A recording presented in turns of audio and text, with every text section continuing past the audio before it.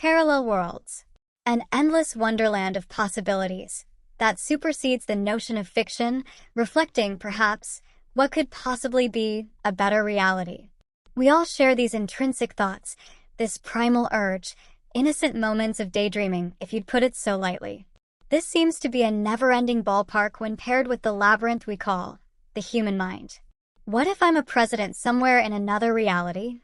Or maybe I could have been another world's Jeffrey Dahmer. Yup, Jeffrey Dahmer. Katekyo Hitman Reborn, of course, joins this endless roster of what-ifs, using the extremely coveted future arc, which is inarguably a fan favorite in my opinion.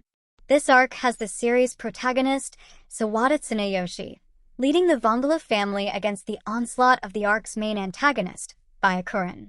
The future arc had a deep-rooted impact on the audience, as it ripped us out of our comfort zone. Whereas, for the first 3 arcs of the series, the Vongla are heralded as the supreme power within the mafia world, and is absolutely second to none. The Vongla, having such a rich history, mired in traditions of corruption and bloodshed, as well as being shrouded in extensive lore, further cements the fact that they are indeed number one. The first 3 arcs introduced Suna, Reborn, and the ever-growing cast of friends and acquaintances that help in establishing the present-day timeline. This all culminates at the beginning of an unfortunate sequence of events that will soon take place, slingshotting our main cast into the future timeline. The future arc sets itself from the get-go, being set exactly 9 years and 10 months from the present timeline, and gives us, as the audience, the grim realization that this is not a happy future. Suna has so many questions as he tries to piece together how and why this is happening. The future Vongla guardians are missing. What's left of the family is in hiding. And just to put the icing on the cake, our boy Suna gets his first taste of the future by waking up in his future self's coffin. I don't know about you, but I'd be spooked as well. For now, let's just say things flesh themselves out and we're soon able to ascertain the situation at hand. Byakuran has begun a crusade against the Vongla and is established as the boss of the Millefiori family, the new supreme mafia family. How this radical change had happened is a deep looming mystery to the audience at first glance, but things soon begin to unravel when we start learning about the world-shaking significance of the Vongla rings. As aforementioned, the Millefiori family has become the dominant mafia family in the future, mainly utilizing a whole new combat system which we are quickly introduced to. The standard premise of this new fighting system doesn't stray too far from what is already established in earlier arcs, where dying will flames have become a fuel source for the functionality of the respective box weapons.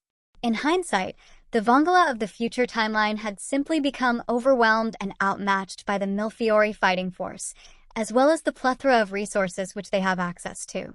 But enough about the premise. Let's focus on the arc's main villain, Byakuran. He sets himself apart from the standard generic style of writing villains in not only anime, but across all forms of media. Whereas the common cliché of writing the main villain is usually the overly buffed, always sitting and waiting in the shadows, super emo, and either just genuinely a jerk or just stupidly overpowered. Series creator Akira Amano explicitly made sure to stay away from these boring and drawn-out anime tropes, which we see evidently in Byakuran's character. His disposition revolves around breaking free of the world's mundane pleasures, as these things are simply trivial to him. Going to school, working a 9-to-5, trying out a new cafe, these things bore him. He yearns for some world-altering event. He scans for purpose. His soul calls out amongst the endless matrix of humans who are, quote-unquote, asleep. This leans his mind completely in favor of individual interest, thus breaking away from the collective mindset. Well, this ambition came to fruition through a somewhat fated meeting with the mysterious organization, Travello, which informs him that fate itself has chosen him to be the rightful wielder of the Skymare ring, a tri-counterpart to the Vongla rings. But was it really just the ring itself that allowed him to become the dominant force that he was? The answer's no. Remember that Byakuran gained the ability to not only see into parallel worlds, but he also had the ability to share his collective experiences and knowledge of each version of himself from each world. This ability thus wedges an astronomical gap between Byakuran and your standard run-of-the-mill main villain, whereas he doesn't need overwhelming physical power to defeat his enemies. Imagine if you had the cures for diseases that your world could never dream of. Access to technology from scientifically distorted civilizations. Or even just having knowledge of all your opponent's strengths, weaknesses, and attack combos. With this, he's therefore able to analyze, predict, and then come up with the exact counter to whatever you think you can throw at him. Now to get to the point of this video. Ghost. In episode 155 of the anime, as well as chapter 227 of the manga, we are introduced to the final member of the Millefiori family's 6 funeral wreaths. But it's actually not until episode 199 and chapter 272 that we see some real light shed on why this character was initially presented as so mysterious and terrifying. In Ghost's first appearance, he was a prisoner in Vindechi Penitentiary's water prison, tucked away somewhere within the snowy mountains of Europe. The sheer fact that Ghost has to be in so many restraints and is giving off such a menacing aura surely alludes to his potential in relation to his teammates. Furthermore, this guy is being held by the Vindechi, the enforcers of law within the mafia world. And it's also been stated that he had to be confined in a special water cell, deep underground the prison itself. Just a quick tidbit, but I think it's also worth mentioning that Rokudo Makuro shared a similar cell, but we'll tackle him in another video in due time. Ghost's main debut takes place at the climax of the future arc, as Byakuran sends him to the battlefield in his stead. He quickly and abruptly makes his entrance in true pseudo-boss fashion, with a somewhat instant teleportation method, and it is here that we as the audience seem to get a sense of Ghost being something akin to that of a non-sentient being, with his movement and course of trajectory being extremely robotic. Our characters test their luck by attacking this being, as he strides slowly through the battlefield. This initial attack, however, proves to be detrimental, as Ghost unleashes what I can only describe as gamma ray tentacles that immediately drain away one's dying will flames upon contact, even killing 2 of his fellow team members during the onslaught. All hope is seemingly lost until our boy Tsuna makes his grand entrance, like the true boss he is, and makes quick work in countering Ghost's power. It's absorption versus absorption. These 2 forces are initially locked in a stalemate until Tsuna turns on the burners, eventually overpowering his opponent, outright winning the clash. Now I won't go much into what happened to Ghost afterwards, as we soon learn that his flames actually went to Byakuran. But wait, hold up. Am I the only one that realizes something weird here? Weirder than a walking construct of dying will flames sucking on everyone's life force? Yup. Look at the size of Ghost. The manga doesn't really show it that well, but his entrance in episode 199 offers a few different instances from which we can observe. First, let's look at this shot right here. Look at his visage in relation to the battlefield. Still don't see it? Well, how about this one where he is standing in front of Byakuran right before teleporting to the battlefield? Oh, wait. And also right here during his clash with Tsuna's 0-point breakthrough, not to mention the icing on the cake when Ryohei describes him with the statement, in verbatim, "He's a giant." This can be seen as one reason for Ghost's long, slow strides that give off that thud sound with each step he makes. My proposed theory is therefore straightforward and as follows. Ghost is of a somewhat giant race or of a somewhat larger alternative version of the human species.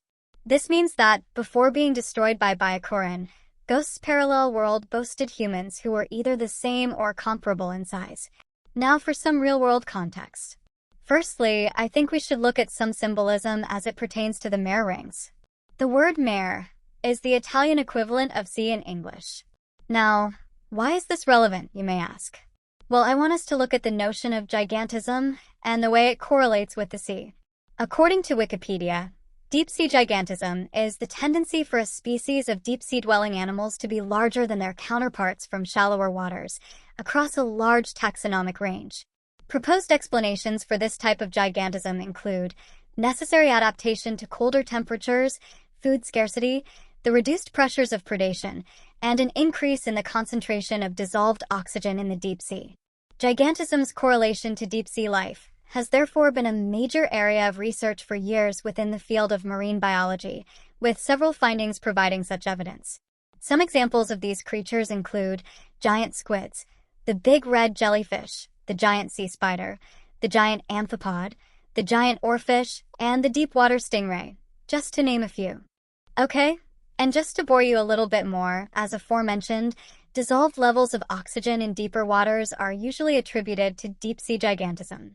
A 1999 study of deep-water crustaceans found that an organism's potential size directly correlates with the levels of dissolved oxygen within deeper waters. This solubility of dissolved oxygen is known to increase with depth due to increased pressure and lower temperature. The conclusion to this find says that deep-sea gigantism could be an adaptive trait to combat asphyxiation in these waters.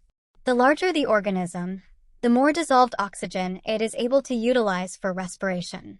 This increased absorption is, however, risky, where high levels of oxygen can cause the organism to develop a toxicity trait, thus becoming poisonous.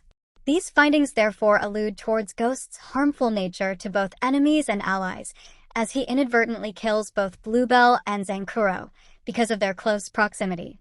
Now, having said all this, I'd like to move on to a next point that ties in well with this theory, specifically the attributes of the lightning flame. This flame's characteristic is that of hardening, giving its user the ability to solidify their attacks and defense. Let's do a little more thinking with our creative minds. When several of our cast try to explain the phenomena that is Ghost himself, he is described as a mutant, a walking construct of flames that displays intangibility when attacked, and is only given form due to one key factor: the lightning mare ring. Byakuran states that after he inadvertently destroyed Ghost's home world, I managed to bring him back, but barely in the shape of a human. With this statement, I think we can therefore correlate Ghost's form with the abilities granted by the power of the lightning mare ring, whereas Byakuran would use the hardening properties of the mare ring to give human form to what was left of Ghost after being brought over from his world. And returning to the earlier notion of deep-sea creatures, Ghost's construct seems to somewhat reflect the physical nature of deep-sea life, as seen where these creatures exhibit musculoskeletal structures that are softer, flexible, and more buoyant than their counterparts. Hence, the theory stands when proposing the idea that Byakuran used the lightning mare ring to bestow its solidifying properties upon a ghost that had little to no form, thus creating the walking, silent mutation that stunned the show's main cast. With all this said, I think it's safe to say that we've explored the right points when it comes onto the possible intentions of the series author, Akira Amano, and what she might have wanted to accomplish, narrative-wise, under the hood. I truly hope I've managed to convince you thus far. And who knows, maybe Amano-sensei will see this video one day, congratulate me, and then buy me a cup of espresso. Just wishful thinking, perhaps. Anyways, I want to thank everyone who took time out of their day to see what this psycho had to say. And yes, I can be a little bit far-fetched in my imagination, but Hitman Reborn has always been a staple in anime for me. That's why I will be continuing to make these kinds of videos, as I believe that this series isn't given the full attention and respect it truly deserves in the anime community. With that said, I will be continuously working on pumping out new content, so I implore you to please like, subscribe, and share your feedback in the comments, as any and all such feedback is greatly appreciated. Well, without further ado, have yourselves an awesome rest of your day. Goodbye.